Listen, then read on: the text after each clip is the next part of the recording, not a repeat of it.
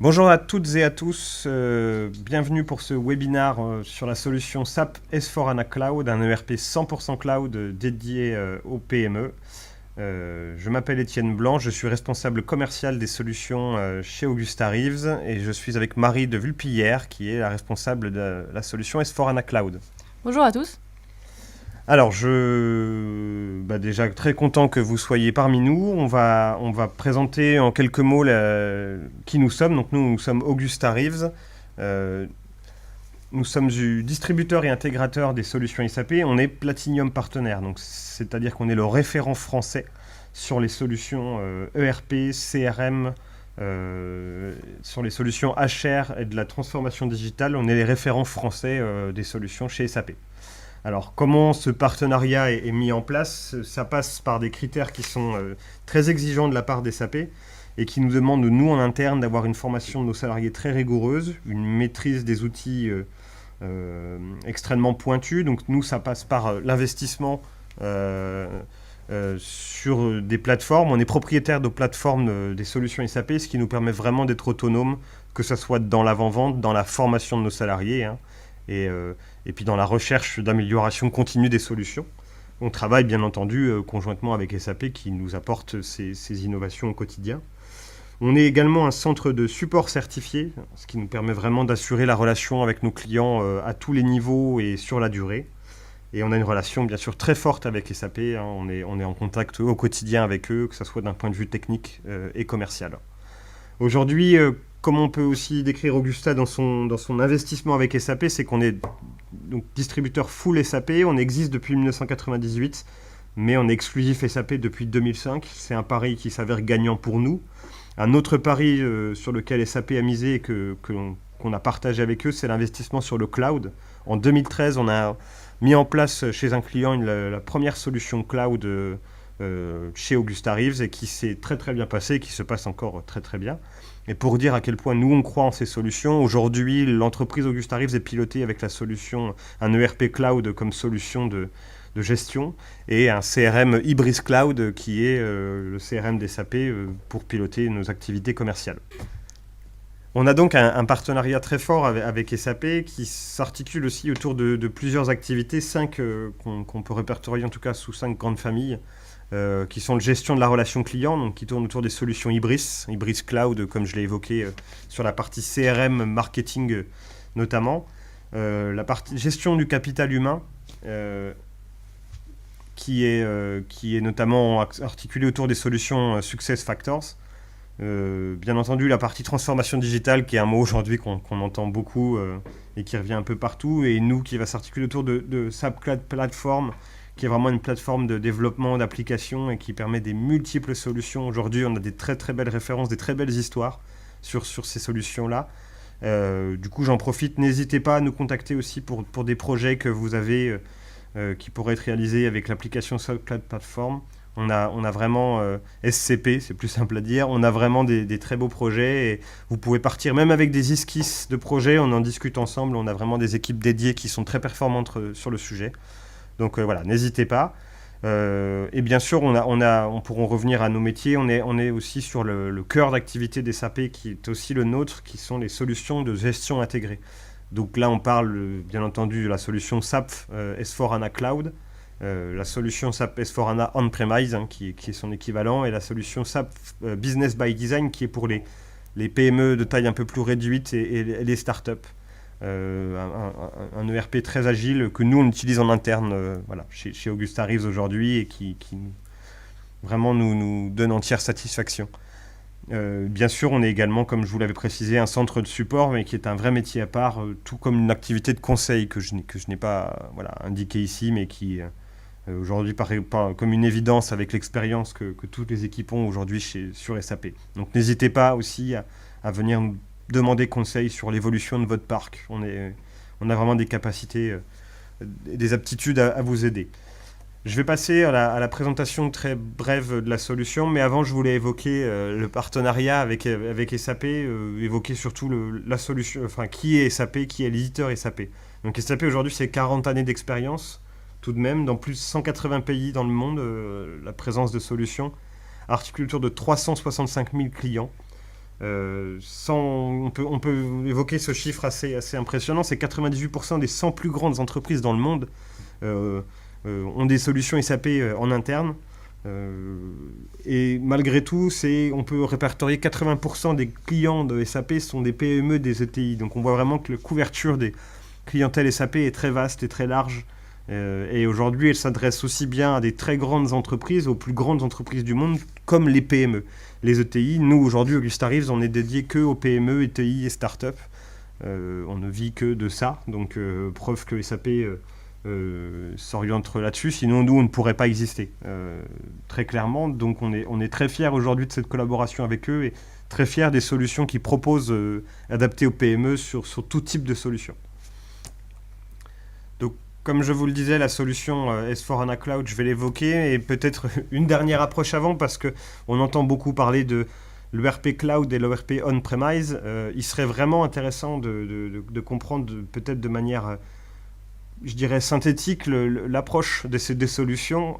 Aujourd'hui, quand on prend la solution S4HANA Cloud et la solution S4HANA Cloud, S4HANA, pardon, On-Premise, on se base sur la même technologie, on se base sur la même type de solution, mais l'approche n'est pas exactement la même. Alors, je vais l'expliquer à travers ce schéma. On voit la partie à droite On-Premise approche, et en fait, ce qu'on remarque dans la configuration de la solution d'un ERP quand on la veut On-Premise, c'est qu'on part sur une feuille blanche. On dessine en fonction de vos projets, en fonction de vos besoins, on dessine l'ERP. Vous me direz, c'est beaucoup plus précis, c'est beaucoup plus avantageux. Oui et non, parce qu'aujourd'hui, une solution cloud, on dit qu'elle est fit to standard. On se base beaucoup sur des best practices qui sont aujourd'hui créées, mises en place par SAP. SAP, c'est 40 années d'expérience, c'est 365 000 clients. Donc c'est vraiment reprendre les meilleurs cas d'usage métier et les incorporer dans la solution, et donc pour qu'ils s'accordent au mieux avec votre activité, et croyez-moi, il y en a énormément. Et ça vous permet, si vous voulez, un temps de déploiement beaucoup plus court, vraiment beaucoup plus court, ce qui permet donc un temps d'implémentation plus court, un coût de projet qui sera vraiment, on se retrouvera vraiment d'un point de vue économie sur le coût du projet. Il y aura beaucoup moins de configuration, beaucoup moins de développement nécessaire. Et donc, il y a quelque chose d'assez amusant quand on commence un projet cloud, notamment sur la solution S4HANA, c'est que dès le premier jour, on peut démarrer la solution. Bien entendu, il n'y a pas d'intégration de données, il n'y a aucun flux, mais vous voyez la solution, elle est prête à fonctionner. Donc c'est vraiment, voilà, on voit la différence et ça vous permet quand même d'avoir un ERP à moindre coût. Il ne faut pas oublier que qui dit cloud dit pas de coût d'infrastructure en interne. Voilà, toute la solution est hébergée dans les data centers d'SAP. Et on a aussi aujourd'hui sur ces solutions une mise à jour qui est trimestrielle incluse, qui vous permet vraiment de bénéficier des montées de version en permanence, voilà, d'être à la page. Donc c'est vraiment important peut-être d'expliquer, alors c'est une façon très synthétique de décrire l'approche on-premise et l'approche cloud, mais c'est, je pense, nécessaire et ça vous permet de comprendre aujourd'hui ces mots qui sont un peu utilisés à tort et à travers, cloud, on-premise, sur une seule page, peut-être de comprendre un peu les différences notables. Alors, je vais maintenant donner quelques mots sur la solution et c'est Marie qui va vous présenter un cas d'usage bien plus en détail après. Juste simplement pour vous dire que cet ERP S4HANA Cloud, il est complet. Il y a de nombreuses briques que vous pouvez utiliser selon vos besoins. Il est adaptable.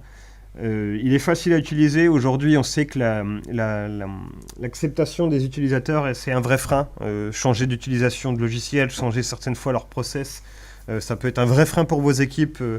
Et ça, on l'entend un peu. Et SAP l'a bien compris. Aujourd'hui, la problématique qu'avait été notamment cette interface a bien été révolutionnée. On voit que l'interface qui s'appelle Fiori aujourd'hui est vraiment basée sur l'acceptabilité des utilisateurs, donc faire quelque chose au plus simple, intuitif et vraiment personnalisable par utilisateur. Marie va vous présenter l'ergonomie, donc je ne vais pas m'étaler dessus, mais vous le verrez du coup de vos yeux que ça a vraiment été amélioré sur ce point-là. On est vraiment sur quelque chose de très facile à utiliser. Des données à la connaissance de tous, il y a de l'analytique intégrée. C'est quelque chose de mobile. On sait qu'aujourd'hui, la solution elle est faite en responsive, donc du coup, vous pouvez l'utiliser sur tous les supports, que ce soit téléphone, tablette et ordinateur, sur tout type d'appareil. Et je m'arrêterai quelques secondes sur la technologie qu'on dit Basana. Donc l'ERP repose sur la technologie ANA. La technologie ANA, elle est in-memory, ce qui fait que le temps de réponse des requêtes est 100 000 fois plus rapide que sur une technologie classique. Donc ça rend vraiment l'ERP extrêmement rapide, notamment dans vos requêtages. Les fonctionnalités, brièvement les fonctionnalités de la solution, vous avez le pilotage d'entreprise, le sourcing, les achats, la gestion de projet, et on le verra avec Marie, la comptabilité et la finance, une partie vente et une partie RH. Voilà, c'est toutes les briques que vous pouvez avoir parmi tant d'autres, mais les principales. Voilà, on va passer à la démonstration. Je vous dis rapidement qu'on va passer donc, sur la partie ergonomie dans une première partie. On verra un cas de gestion de projet, la revue financière et après la clôture. Donc tout ça va être présenté par Marie. Je vais laisser la main à Marie et elle va nous présenter voilà, dans un premier temps l'ergonomie qui est, comme je vous le disais, facile à utiliser. Elle est en temps réel et avec le reporting qui est basé sur la technologie ANA. Voilà, à toi Marie. Merci Étienne. Donc, je vais vous montrer quelques fonctionnalités que nous offre le système S4HANA au point de vue donc, de l'ergonomie. Puis, donc, comme Étienne a dit, on verra toute la partie gestion de projet plus en détail ensuite. Donc, on se trouve là sur un écran donc, S4HANA. Avec un système de tuiles qui sont regroupées dans différents onglets. Donc tout cet écran va être adapté en fonction de l'utilisateur, en fonction des autorisations, etc. Donc l'utilisateur va vraiment avoir les tuiles qui le concernent et dont il a besoin au quotidien. Donc vous voyez qu'il y a certaines tuiles qui vont être plutôt des tuiles de KPI avec des indicateurs. Les indicateurs vont être mis à jour en temps réel avec les informations qui sont saisies par les opérationnels. Et puis, on va avoir d'autres types de tuiles qui vont être beaucoup plus opérationnelles avec des propositions de l'information qui est poussée directement aux utilisateurs. Comme par exemple, cette tuile-là, on va pouvoir voir que l'opérationnel a 3 propositions de facturation à valider. Donc, il va voir directement depuis son écran d'accueil les actions qu'il a à faire. Si je reviens sur ces écrans d'accueil, l'utilisateur va pouvoir bouger la place des tuiles comme il le souhaite. Il sera vraiment autonome dans la gestion de sa page d'accueil. Il va pouvoir supprimer certaines tuiles, il va pouvoir en rajouter et il va pouvoir même en créer, on le verra tout à l'heure, avec la création d'un KPI directement par l'utilisateur sans avoir besoin de passer par la DSI ou des développeurs particuliers. Il est vraiment autonome sur son écran. Alors, on va rentrer un peu plus en détail d'un KPI en particulier. On va rentrer dans les créances en retard qui sont là. On va voir donc directement à l'écran un graphique avec la légende qui explique du coup chacune de ces les valeurs de ce graphique. Donc là, nos créances en retard sont donc réparties par tranche, par échéance. Donc on a 56 000 $ dans la tranche 1 à 30 jours. Et donc à partir de là, on va pouvoir faire donc, plusieurs actions. Je vais vous montrer qu'on va pouvoir changer la disposition des valeurs pour pouvoir les trier de manière différente. On va pouvoir filtrer sur une valeur en particulier et après on va pouvoir suivre au plus près les données que l'on souhaite. Donc si je veux changer l'affichage de mon écran, je vais faire plutôt un focus par client au lieu à la place de la période d'échéance. Donc le système va m'afficher directement les créances par client et non plus par échéance. Donc je vais avoir un aperçu vraiment par client du montant de créance total et du coup également par échéance avec toujours notre légende qui s'affiche. Et donc je vais pouvoir à partir de là faire un filtre sur certains clients. Par exemple, je vais faire un focus sur mes 3 premiers clients qui ont des créances les plus élevées. Donc je vais prendre la FNAC, le ministère et mon client 100 pour faire vraiment un focus sur ces clients-là. À partir de là, je vais vous montrer donc 3 actions que je vais pouvoir faire pour suivre quotidiennement au plus près, en tout cas ces clients-là. La première action que je vais pouvoir faire, c'est donc de créer une tuile. Je vous ai dit tout à l'heure que l'utilisateur était assez autonome. Sur la plupart des écrans, il va pouvoir donc sauvegarder comme vignette l'écran sur lequel il est. Et donc, en cliquant là et en indiquant le nom de la tuile qu'il souhaite, il va pouvoir accéder directement à cet écran, mais du coup mis à jour en fonction du moment où il va se connecter. Donc ma vignette a été sauvegardée, on pourra voir tout à l'heure qu'elle a été rajoutée sur mon écran d'accueil. La deuxième action que je vais pouvoir faire, ça va être d'envoyer cette information, par exemple, aux responsables des comptes de ces clients-là. Pour ça, je vais utiliser ce qu'on appelle le copilote. Donc ça va être une messagerie instantanée interne à S4 Cloud. Donc je vais pouvoir créer une nouvelle discussion dans laquelle je vais inviter du coup des participants, des personnes qui sont des utilisateurs donc de la solution, et je vais pouvoir envoyer donc une capture d'écran de l'écran en question sur laquelle je vais pouvoir annoter, rajouter des informations, surligner, etc. Comme la plupart des outils de capture d'écran. Donc jusque-là, rien de particulier. Je vais pouvoir également écrire, envoyer des messages, comme les messageries instantanées. Voilà. Par contre, je vais me connecter donc maintenant avec l'utilisateur à qui j'ai envoyé cet écran. Hop. Voilà, et donc je vois que j'ai des nouvelles notifications qui sont du copilote. En ouvrant donc ces notifications, je vais arriver directement sur l'impression écran, donc sur les messages que je viens d'envoyer. Et donc en cliquant sur l'écran, je vais pouvoir bien sûr ouvrir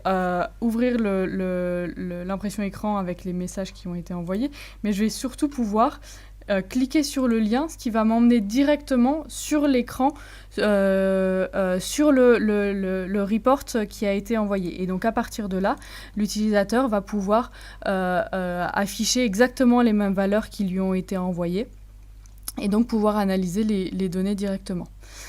Et la troisième opération que je voulais vous montrer à partir de ces KPI, ça va être d'aller directement à partir de ces écrans-là, voir voir les pièces comptables qui constituent donc ces montants-là, par la gestion des postes clients. Donc là, le système me propose plusieurs actions que je peux faire directement sur base de ces données-là.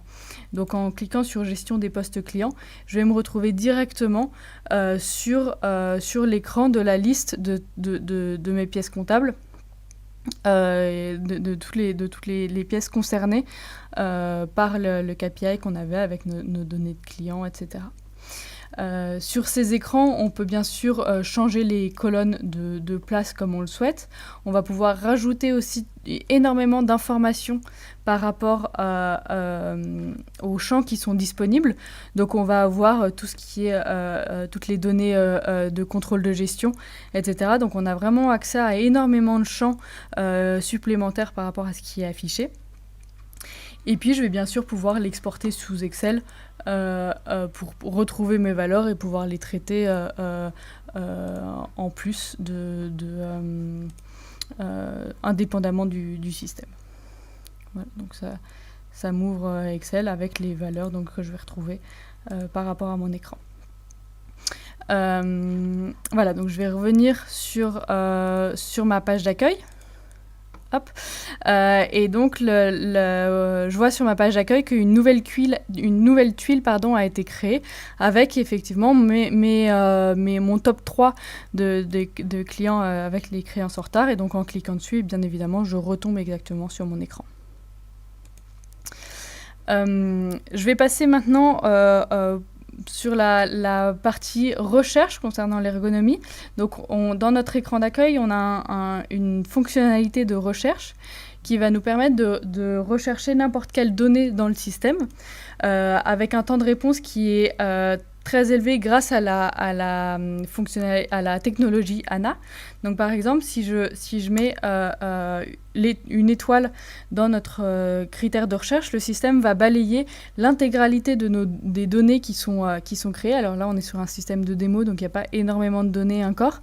Mais voilà, le système va vraiment balayer toutes les données présentes dans le système et il va les catégoriser en fonction de l'objet qu'il a trouvé. Et donc, on va se retrouver dans une recherche qui sera plutôt en mode Google. Par exemple, on va avoir les 550 applications, donc tuiles auxquelles on a accès, auxquelles l'utilisateur a accès. On va retrouver nos comptes généraux, la liste de nos comptes généraux avec certaines informations. Donc, on va avoir des informations assez globales sur ces données. Et puis l'utilisateur va aussi nous proposer plusieurs actions à faire à partir de cette donnée-là. Donc on va pouvoir naviguer comme ça directement vers d'autres options. Voilà. Et après, une fois qu'on est dans une catégorie, le système va nous proposer de nouveaux filtres pour cibler vraiment la valeur que l'on recherche, pour nous aider dans notre recherche. Et voilà, et vraiment guider l'utilisateur dans son utilisation. Et ce fonctionnement en mode Google dont je vous parlais, il est également dans la manière de la recherche. Donc tout à l'heure, on a vu que j'avais un client qui s'appelait Ministère de l'équipement. Si je suis un peu distraite et je tape ministre dans mon écran de recherche, le système va me prévenir qu'effectivement, il n'a pas trouvé d'occurrence pour le mot ministre. Donc voilà, il me prévient qu'il n'en a pas trouvé. Par contre, il a trouvé des occurrences qui sont assez semblables à ma recherche. Et donc, il va me sortir 22 éléments qui pourraient correspondre. Donc, effectivement, il va me retrouver à ce moment-là mon client qui s'appelle Ministère de l'équipement et que je vais pouvoir voir ici avec ces différentes informations principales. Et puis, toujours une série d'actions possibles. Et là, j'aimerais bien vous montrer, du coup, vous amener sur la vue 360. Donc là, on a cette option de vue 360 sur la plupart des données de base. Et donc, ça va être des données des vues un peu plus larges que les fiches clients ou les fiches projets. On va avoir donc les informations principales, les domaines commerciaux dans lesquels ils sont créés, etc. Mais également tous les documents qui ont été créés à partir de ces clients. Donc là, je vois la liste de toutes les demandes de facturation qui ont été créées sur ce client avec le statut, les montants, etc. Ainsi que tous les documents de facturation sur lequel je peux cliquer pour arriver directement sur la donnée. Donc voilà, un peu toutes les options que nous propose, en tout cas une partie des options que nous propose l'ergonomie de S4HANA. Merci Marie pour cette partie sur l'ergonomie. C'est vrai qu'on a pu voir que les utilisateurs sont assez autonomes parce que c'est personnalisable, parce que l'acceptation utilisateur est forte et les retours aujourd'hui le sont dans ce sens-là.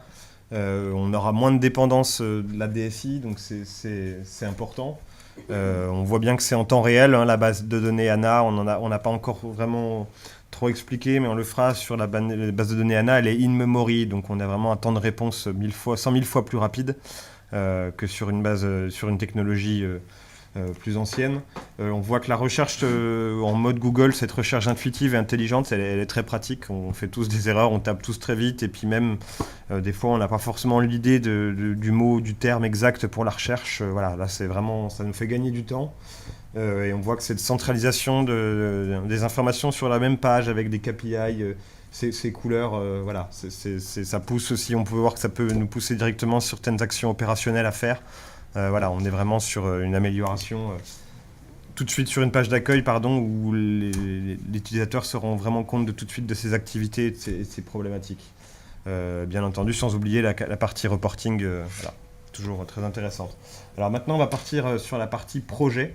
On va notamment, la transition intéressante, partir sur notamment voir que la fiche projet, tout est centralisé sur la même partie, un peu dans cet esprit-là. Et on voit après les découpages, les statuts, les phases des intervenants, les contrats. Voilà. On a vraiment une visibilité globale assez rapidement avec la première page. Voilà. Puis Marie va rentrer dans le vif du sujet. Alors, pour ça, je vais partir du coup dans mon onglet gestion de projet, où je vais avoir les différentes tuiles qui vont me permettre de suivre au quotidien ma gestion de projet. Alors, la première action que je vais faire, c'est d'aller voir mon projet, le découpage qui a été fait, etc. Donc on va aller voir la tuile suivi de projet, dans laquelle je vais retrouver tous les différents projets dont je suis responsable. Voilà, donc on retrouve là mes projets avec la marge qui a été calculée jusque-là. Et donc pour ce projet du viaduc de Rivière, je vais pouvoir aller plus dans le détail, et on va voir les différents onglets que constitue ce projet. Je vais me remettre en grand écran. Dans cet écran-là, on va voir qu'on a un récapitulatif en haut des informations principales chiffrées. Donc j'ai toujours ma marge de 10%, ma marge planifiée qui a été calculée, avec mon produit vendu de 4 millions et mes coûts planifiés de 3 millions, ainsi que les efforts chiffrés. Donc les efforts planifiés pour l'instant en tout cas, de 25 000 heures sur ce projet du viaduc de Verrières. Je vais également retrouver toutes les informations principales sur mon projet, comme le nom de mon projet, le chef de projet, le stade, l'étape à laquelle le projet se trouve, et la durée de validité. Donc là, mon projet a commencé en février et a prévu de se terminer au 31/12 de cette année. Je vais avoir les informations de comptabilité avec mon centre de profit, qui va me permettre d'imputer toutes les écritures qui auront lieu sur ce projet dans ma comptabilité analytique.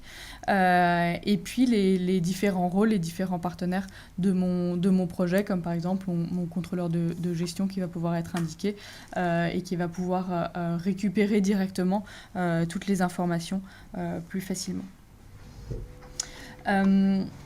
Maintenant qu'on a les informations principales sur ce projet, on va pouvoir aller voir les différents lots, les différentes phases de mon projet. Donc ce projet-là a été découpé en trois grosses parties, en 3 gros lots, avec chacun leur date de validité. Donc ma première partie de génie civil se déroule donc de février jusqu'à la fin de l'année, et avec un récapitulatif du coup du nombre d'heures et de coûts et produits qui ont été affectés à cette phase. Si je vais voir un peu plus dans le détail de ma phase, de mon lot, je vais voir qu'on va pouvoir affecter à ce lot toute une série de ressources avec des rôles qui ont été configurés, ainsi que des frais supplémentaires. Donc là, on a une ligne de 600 000 euros pour du divers, mais on va pouvoir également rajouter par exemple des licences ou du matériel, de la sous-traitance, etc. Et à chaque rôle, on va pouvoir du coup avoir un chiffrage de coûts, du coup que ça impute sur le projet, ainsi qu'une estimation du nombre d'heures qui va être imputé sur le projet. Je reviens en arrière. Alors, ensuite, je vais aller directement aux pièces jointes. Je reviendrai ensuite sur la facturation. On va pouvoir rajouter dans ce projet toute une liste de pièces jointes pour vraiment avoir un cockpit qui centralise toutes les informations au même endroit. Et donc, je vais pouvoir retrouver ici mon contrat, les différents avenants, etc. Ou les différentes informations que je souhaite joindre à ce projet. Et enfin, on va donc retrouver l'onglet facturation, dans lequel on va retrouver les différentes informations du contrat qui a été passé avec mon client.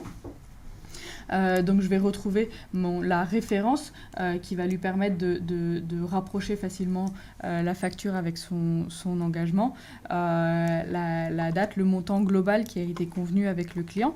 Et ensuite, on va avoir un découpage de notre calendrier de facturation qui va se faire ici. Avec donc, je vais retrouver ici les différents lots qui ont été affectés à mon projet. Et du coup, les différents types de contrats, types de facturation qu'on va avoir. Ici, on est en frais fixes, en facturation sur jalon, mais on aurait pu avoir également des interventions ponctuelles ou des services périodiques en fonction du contrat qui est passé avec le client. Dans chacun des lots affectés, on va retrouver donc un calendrier de facturation qui est prévu avec des dates d'échéance et puis l'état actuel de la facturation. Donc là, on voit qu'on a une facturation à aujourd'hui pour 20 000 € pour cette phase-là. Et si je vais voir mon poste suivant, j'ai également une facturation de 500 000 € ici, le premier jalon de mon deuxième lot.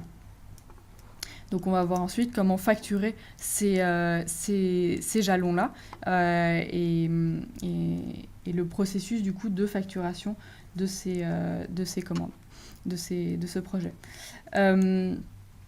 Un dernier point sur cet écran, à l'enregistrement de mon calendrier de facturation, je vais avoir du coup la commande client qui va être créée automatiquement et qui évite du coup une double saisie avec toutes les informations que je viens de rentrer dans mon projet. Je vais donc maintenant aller facturer je vais aller demander la facturation en tout cas des différents jalons que je viens de voir. D'ailleurs, le système me pousse cette information que pour l'instant j'ai 4 propositions de facturation à valider. Donc en tant que chef de projet, je vais me mettre d'accord avec mon client avant de valider ces propositions. Et donc je vais vérifier les informations qui ont été indiquées dans ces factures, dans ces demandes de facturation. Donc je retrouve les montants qu'on vient de voir tout à l'heure. On a toutes les propositions de facturation à aujourd'hui. Et donc j'avais un autre projet dont je suis responsable qui a également des factures à valider. Et donc aujourd'hui, je vais m'occuper uniquement donc, de mon projet Viaduc de Verrières. Et donc, je sélectionne les 2 jalons qui nous concernent aujourd'hui. Et je vais donc aller facturer ces 520 000 € comme il a été convenu avec mon client. Voilà, donc je retrouve mes informations. Je récupère donc mes deux jalons. Alors, je crois que j'ai des jalons supplémentaires, ouais. Et donc je vais valider cette information-là pour envoyer donc cette demande de facturation au comptable ou bien en tant que chef de projet.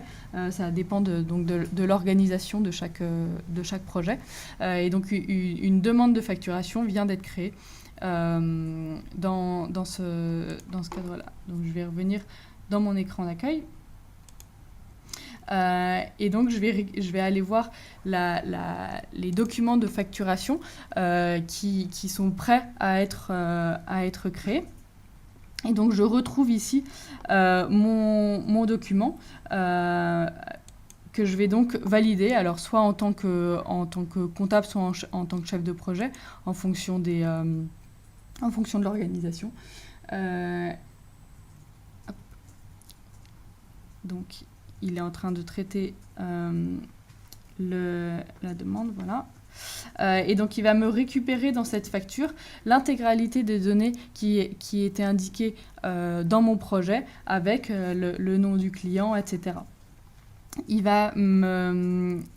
Je vais retrouver donc les postes. Il a calculé automatiquement la TVA. Il me reprend les différents partenaires et je vais retrouver ici le flux de processus, donc avec le suivi de tous les documents en partant de la commande d'achat, la commande de vente qui a été créée à partir du projet.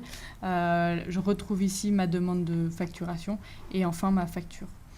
En en enregistrant, je vais pouvoir visualiser le... Hop, si je descends...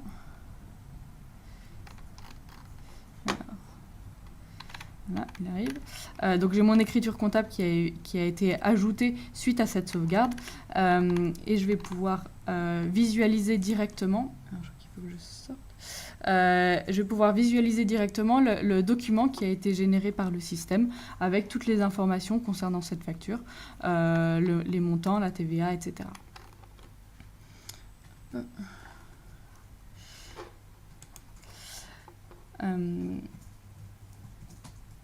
Voilà, donc là on vient de finir ce processus de facturation. Très bien, merci Marie.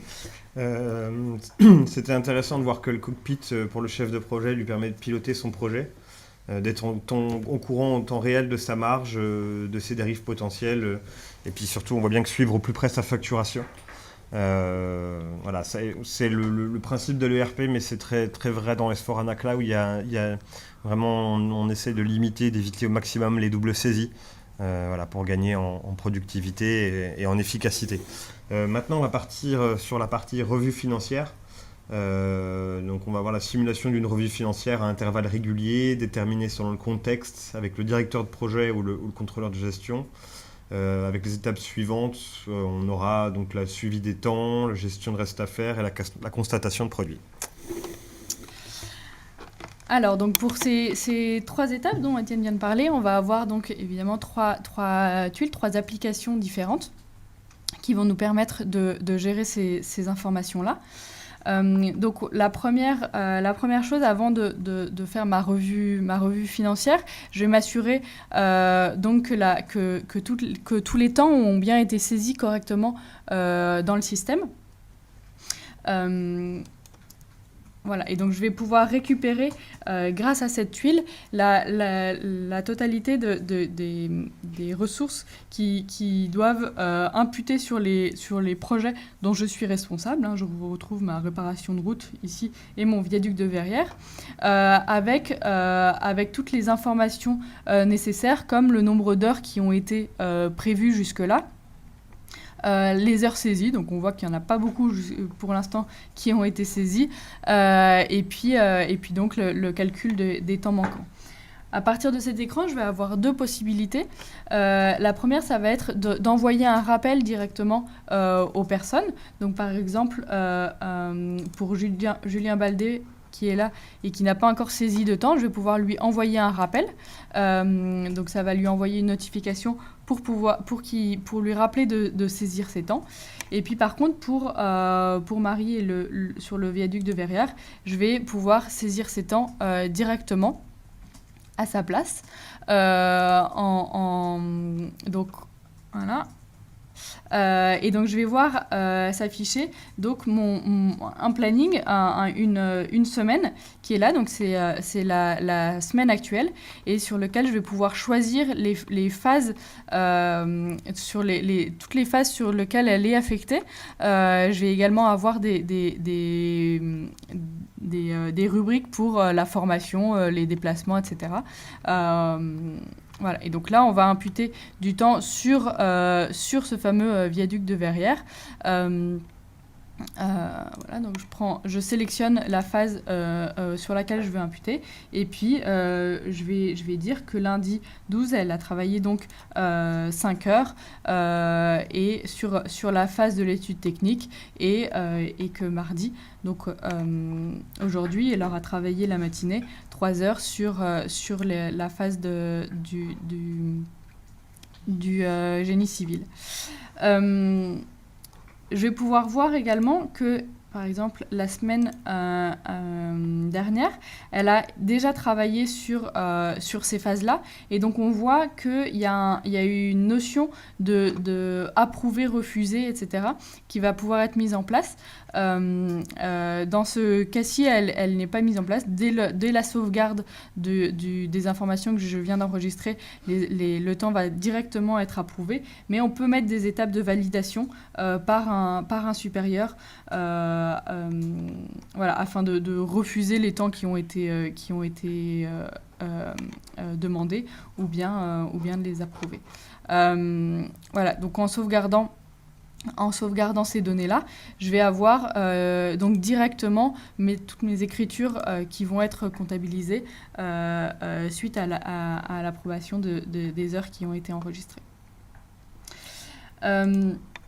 Une fois donc que mes temps ont été saisis pour la globalité du mois sur ce projet, que toutes mes demandes de facturation ont bien été envoyées correctement, on va pouvoir faire une revue financière de ce projet, donc soit avec le directeur de projet, soit avec le contrôleur de gestion ou voilà, en fonction de l'organisation. Et donc, je vais pouvoir afficher donc, dans cette revue financière tous les projets dont je suis responsable. Je retrouve donc, mes 3 projets qu'on suit depuis le début. Et donc, je vais me focaliser toujours sur le viaduc de Verrières, où je vais retrouver vraiment l'intégralité des informations dont j'ai besoin pour faire ma revue financière. Je vais retrouver donc le pourcentage d'avancement de mon projet. Donc on voit que pour l'instant, ça n'a pas beaucoup avancé. Hein, j'ai des coûts planifiés de 3 millions et des coûts réels seulement de près de 3 000 euros.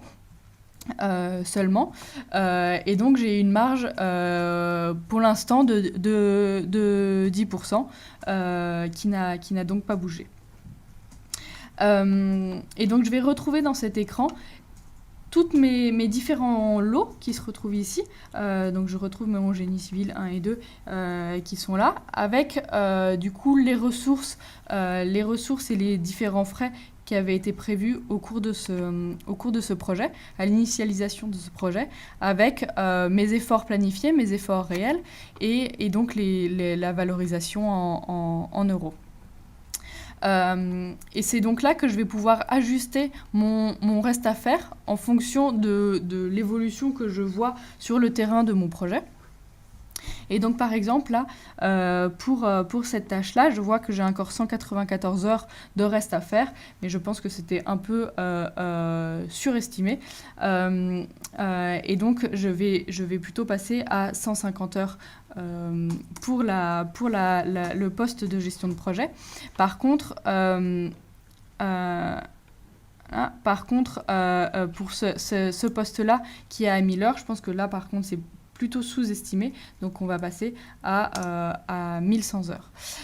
Et donc en faisant un recalcul des données en fonction des informations que je viens de mettre dans le système, on va voir que ma marge a donc été adaptée en fonction de ces modifications et que donc toutes mes valeurs sont automatiquement recalculées et que je peux vraiment simuler du coup ces modifications et réadapter ces données en fonction de ce que je vois sur le terrain. La deuxième option que je vais pouvoir faire à partir de ce cockpit de gestion du reste à faire, et de revue financière surtout, je vais pouvoir afficher le statut de mon projet de manière très visuelle avec des logos et des couleurs qui vont me permettre de suivre, d'avoir un suivi au plus proche de l'avancement de mon projet et des risques que je vais pouvoir avoir. Donc en rajoutant une étape, je vais pouvoir donc mettre des indicateurs en fonction de ce que je vois sur le terrain ainsi que des notes pour pouvoir suivre quotidiennement, enfin en tout cas mensuellement ou à intervalles réguliers mon projet. Voilà, je pense que hop là. Jusque là je vous ai dit tout ce que je voulais. Et donc la troisième action que je vais pouvoir faire lors de ma clôture de mon projet, ça va être la constatation de produits. Pour laquelle je vais avoir un calcul qui va se faire automatiquement par le système, qui va récupérer donc tous les éléments du projet, tous les éléments facturés, etc. et qui va calculer les produits constatés d'avance ou les écritures qui vont être à passer en fonction de tous les coûts et les produits réellement facturés, ainsi qu'en fonction de mon avancement. Et je vais retrouver donc tous les éléments tous les éléments financiers de mon projet sur un seul écran, avec un diagramme qui me permet de voir très, très visuellement l'état de mon projet. Donc je vois ici qu'au mois de mars, j'ai énormément facturé avec la grosse barre rose de produits facturés sur lequel je peux retrouver tous les éléments. Voilà. Merci beaucoup, Marie. Là, c'était intéressant de voir que toutes les informations, elles sont centralisées dans un seul écran. Les marges sont calculées en fonction des simulations qui sont faites. Donc, le chef de projet peut réagir rapidement et adapter ses dispositifs en cas de besoin. Excusez-moi. Donc voilà, la partie présentation est terminée, en espérant que ça vous ait plu, que ça a répondu à un certain nombre de vos questions, de vos interrogations. Voilà, on va passer à la partie questions. J'ai vu qu'il y avait un certain nombre de questions qui avaient été posées. Je vais commencer alors tout de suite avec la première. Alors, une question qui a été posée au tout début sur la présentation de l'ergonomie. Est-ce que les tuiles qui sont présentées sont standards ? Alors oui, les tuiles qu'on a ajoutées donc, dans notre écran sont effectivement standards. Par contre, elles ont été renommées, je pense. Pour certaines, je pense que par exemple le suivi de projet ou la proposition de facturation, ce ne sont pas les non standards. On peut effectivement renommer les tuiles comme on le souhaite. Voilà. Par contre, c'est vraiment, elles sont pour moi toutes standards, à part donc la tuile sur mes créances Trop 3 que je viens de créer, mais donc en toute autonomie et sans avoir besoin de développeurs. Merci. Alors, une question qui a été posée peu de temps après. Est-ce qu'il est possible de limiter l'autonomie des utilisateurs ? Alors, il y a toute une gestion des autorisations, évidemment, qui est prévue dans S4HANA Cloud. Donc, on va pouvoir déjà ajouter à chaque utilisateur. Donc, chaque utilisateur va avoir des fiches utilisateurs auxquelles on va pouvoir rajouter on va pouvoir autoriser ce qu'on appelle des catalogues. Et donc, dans ces catalogues, on va avoir une série de tuiles, d'applications sur un sujet. Voilà, donc l'utilisateur, je peux vous montrer par exemple, à partir de là, va avoir accès au chercheur d'appli. Et donc là, on va retrouver toutes les applications auxquelles l'utilisateur a accès jusque-là. Toutes ces applications vont pouvoir être ajoutées ou retirées de l'écran d'accueil, mais en tout cas, toutes ces applications, il y a accès. Donc ça, c'est une première partie sur l'accès des applications. Par contre, au sein des applications, évidemment, on va également avoir la possibilité de limiter les accès en fonction des données organisationnelles, etc., comme les sociétés ou les organisations d'achat, etc. Voilà. Merci beaucoup. Alors, j'ai une question sur les montées de version. Oui, on a précisé au début qu'avec le cloud, vous aviez des montées de version et on me demande à quelle fréquence elles ont lieu. Alors, sur S4HANA Cloud, elles ont lieu tous les 3 mois. Elles sont donc gérées par SAP, en général le week-end. Donc, il y a un calendrier qui est communiqué par SAP. Et donc, on a une montée de version tous les 3 mois. Là, on en a eu une en février. Donc, on est en version, ce qu'on appelle 18.2 pour 2018 février. Et donc, on en aura comme ça tous les 3 mois avec les nouvelles fonctionnalités que SAP va proposer. Alors, on me demande où les hébergeurs de données, donc ils ne sont situés qu'en Europe. Donc non, les hébergeurs de données, enfin les data centers de SAP sont situés par continent, hein. Donc oui, en Europe, c'est en Allemagne et en Hollande, mais vous en avez en Australie, vous en avez en Amérique latine. On n'a pas connaissance honnêtement des localisations de chaque data center, mais pour l'Europe, effectivement, c'est bien la Hollande et les Pays-Bas, mais vous en avez partout. Voilà, partout selon les zones découpées par SAP. Euh, on me demande voilà, la durée d'implémentation voilà, de la solution en général, en moyenne. Alors évidemment, ça dépend du périmètre hein, de chaque projet. Pour S4HANA, S4HANA Cloud, pardon, on est plutôt dans un horizon de 3 à 6 mois d'implémentation. Comme le disait Étienne au début en présentation, c'est une solution où on va plutôt demander aux clients de s'adapter au système, aux best practices qui existent, à avoir une partie configuration qui est beaucoup plus réduite par rapport à ce qu'on peut avoir sur S4HANA on-prem ou le CC qu'on connaît actuellement. Et donc, cette minimisation de la configuration spécifique pour un client permet effectivement d'avoir des implémentations plutôt d'une durée de 3 à 6 mois. Alors sur la partie data center, je vois qu'il y avait une question sur la partie sécurité. Oui, les data centers de SAP sont certifiés, sont protégés d'attaques diverses et variées. Il y a une certification, une règle dans laquelle j'ai pas le nom, mais qui est le standard et dont les data centers des SAP voilà, sont tout à fait aux normes et extrêmement bien protégés. Du coup, j'ai une question aussi bien entendu, sur la partie pricing. Quand j'ai dit dans la présentation que par rapport à une solution on-premise, on avait un gain en termes de coût, le gain, en fait, il va se mesurer sur le fait que, comme je vous disais, c'est fit to standard d'être sur le cloud. Du coup, vous avez toute la partie développement et configuration qui est beaucoup plus faible. Le temps de configuration est beaucoup plus faible que sur une solution on-premise. Donc la majeure partie des gains se mesure ici.